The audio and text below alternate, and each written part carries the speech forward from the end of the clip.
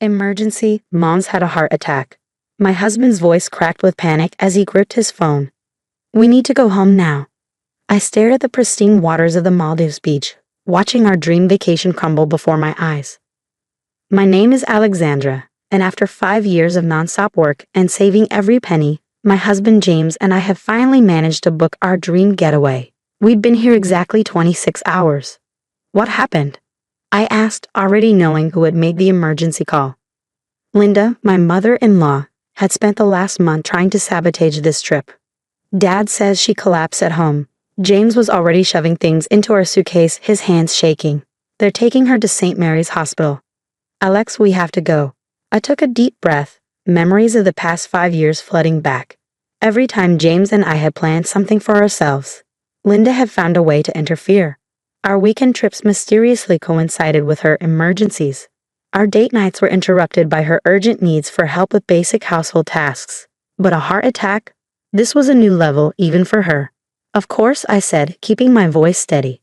I'll start packing while you book the flights. As James rushed to call the airlines, I looked at our hotel room, the overwater bungalow we dreamed about for years. The champagne we planned to drink at sunset sat unopened. The snorkel gear we'd rented for tomorrow's reef tour lay untouched. My phone buzzed with a message from my best friend Emma, who worked as a nurse at St. Mary's. Your MIL just walked into the ER demanding immediate attention. She's shouting about chest pains, but she drove herself here and seems energetic. I stared at the message, my suspicions confirmed.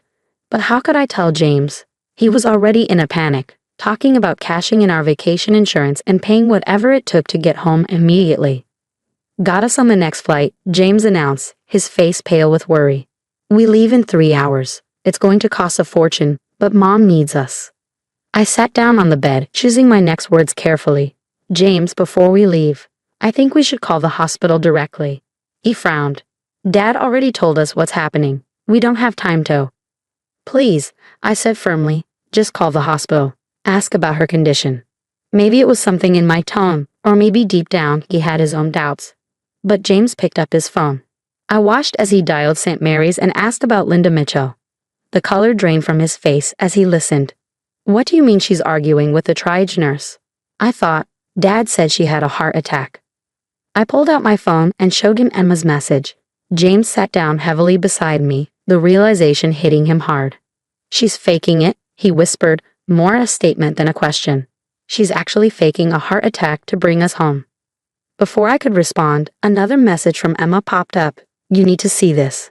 I'm sending you security footage from the ER entrance. Your MIL parked in the ambulance bay, fixed her makeup, then stumbled in clutching her chest. The performance would be impressive if it wasn't so manipulative.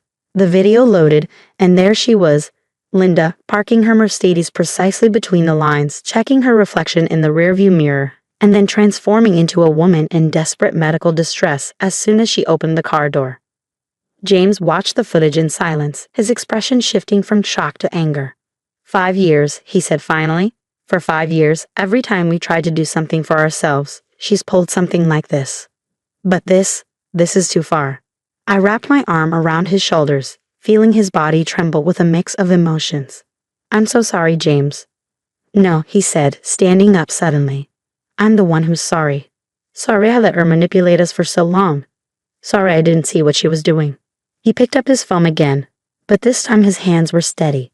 I need to make 2 calls, one to cancel our emergency flights and one to tell my mother exactly what I think about her little performance. I watched as he stepped out onto our private deck, phone in hand.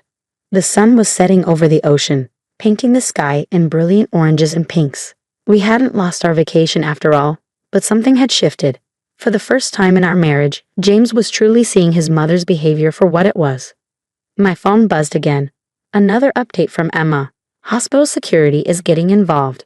Your MIL is demanding to be admitted despite normal vitals and clear EKG. She keeps saying her son is flying home to be with her, and the hospital will be sorry if they discharge her before you arrive.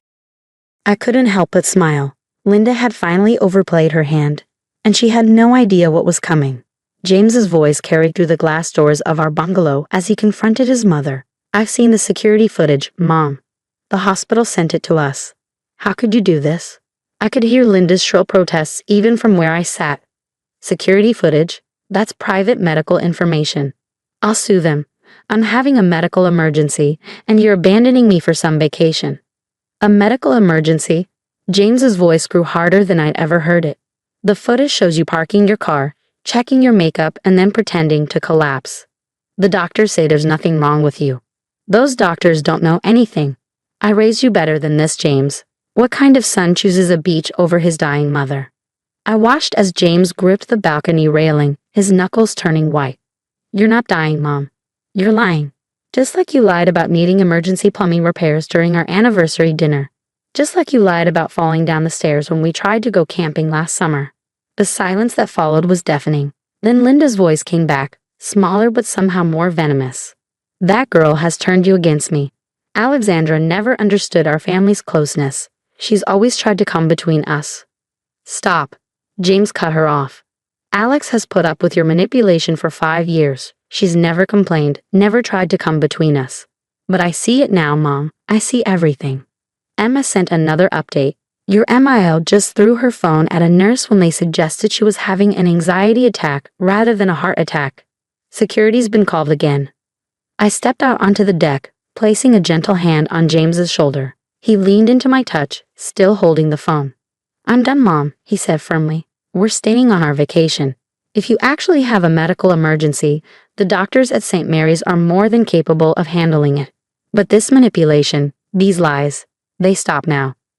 You'll regret this, Linda hissed. When something really happens to me, you'll wish you'd been a better son.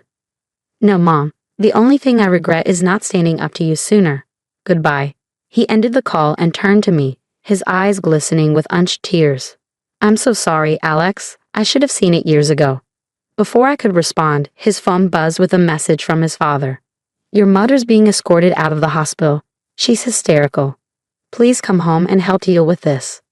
James looked at the message, then at me, then at the beautiful sunset over the ocean. For a moment, I saw the old uncertainty cross his face. The ingrained response to rush to his mother's aid. You know what? He said, putting his phone on silent and placing it face down on the deck table. Dad enabled her behavior just as much as I did. They can handle this themselves. Emma's updates kept coming. Your MIL is now in the parking lot, telling anyone who'll listen that her son is abandoning her on her deathbed. Hospital security has informed her she'll be trespassing if she comes back without an actual emergency. I couldn't help but laugh, and after a moment, James joined in. The tension of the last few hours broke like a wave, leaving behind something lighter, cleaner. Do you know what I want to do? James asked, pulling me close. I want to open that champagne we've been saving. I want to sit on this deck with my wife, watch the sunset, and start living our life without jumping at my mother's every call. Are you sure? I asked softly. This is a big change. He kissed my forehead, his embrace steady and sure. I've never been more sure of anything. Well, except marrying you. As we sat there, watching the sky turn from gold to purple, our phones kept buzzing with updates. Linda had called every family member, spinning a tale of abandonment and betrayal. James's father sent increasingly demanding messages. Even Linda's sister chimed in, berating James for his callousness. But for the first time in our marriage, we let the drama wash past us like the waves below our bungalow. James turned to me, his eyes clear and determined. I think it's time we set some real boundaries, he said. Not just for this vacation, but for our life together. I nodded, feeling a hope I hadn't dared to embrace in years. What did you have in mind? First, no more emergency responses without verification. Second, we start making plans for our life. Real plans that don't revolve around my mother's latest crisis. And third, he smiled, a hint of mischief in his eyes. We turn off our phones and enjoy the rest of the sunset properly. As the last rays of sun painted the sky, I curled into James's embrace, feeling the warmth of more than just the tropical evening. Something had shifted, not just in our vacation, but in our marriage. Linda's latest manipulation hadn't ruined our trip. It had given us something far more valuable than a week in paradise. It had given us our freedom. The rest of our vacation was everything we dreamed of and more.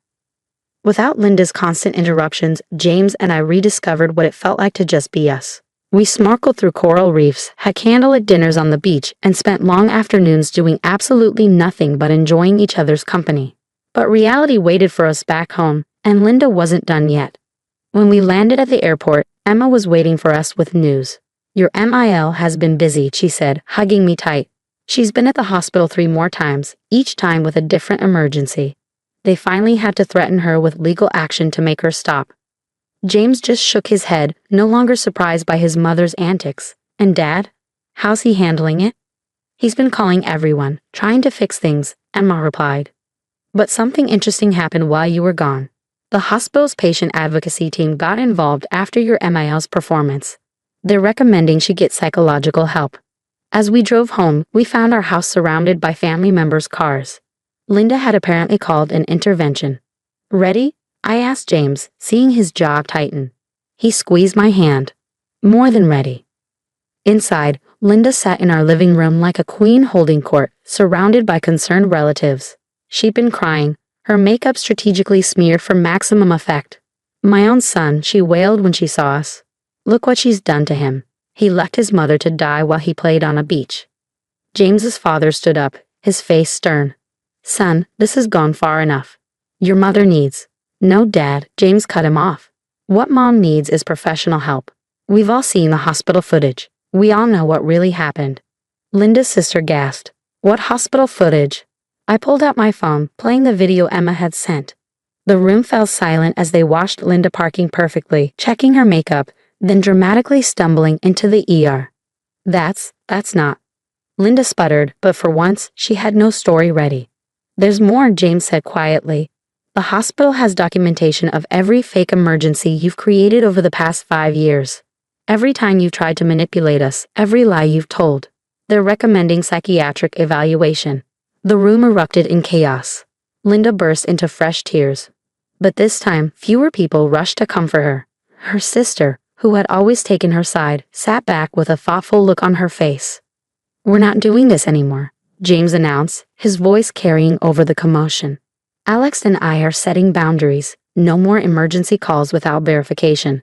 No more dropping everything because Mom feels lonely. And if you want to be part of our lives, you need to get help. Linda tried one last tactic. After everything I've sacrificed for you, the only thing you've sacrificed, I finally spoke up, is your relationship with your son. But you can still fix that, if you're willing to do the work. The silence that followed was heavy with possibility. James's father was the first to move, walking over to stand beside his son. She's right, he said quietly. Linda, this has to stop. I've already made an appointment with Dr. Carter. We're going to counseling together. Linda looked around the room, realizing for the first time that her audience was no longer automatically on her side. Her sister was nodding along with James's father. Even her closest allies were looking at her with new eyes. I just didn't want to lose you, she whispered to James. Mom, you were losing me anyway, he replied gently. Every manipulation, every lie, every ruined moment, they all pushed me further away. The only way to keep me in your life is to get help and start building honest relationships. 6 months later, our lives look very different. Linda started therapy, reluctantly at first, but gradually with more commitment. She still struggles with boundaries, but now there are consequences when she crosses them. We've had peaceful family dinners, uninterrupted date nights, and even a weekend getaway without a single emergency call. Last week, she did something that shocked us all. She apologized. Not a manipulative, self-pitying apology, but a real one, acknowledging the harm she caused and the work she still needs to do. I was so afraid of being alone, she admitted during a family session. I thought if I kept you close, kept you needing me, I'd never lose you. Instead, I was pushing you away. James and I still have the sunset photo from that evening in the Maldives framed in our living room. It reminds us of more than just a beautiful moment. It marks the day we finally broke free from the chains of manipulation and started living life on our own terms. Sometimes the best endings don't tie everything up perfectly. Linda is still working on herself, and we're still learning how to navigate our new boundaries. But now, when our phones ring, we don't feel that instant dread. We're no longer waiting for the next crisis, the next emergency, the next manipulation. We're just living our lives together, exactly as we should have been all along.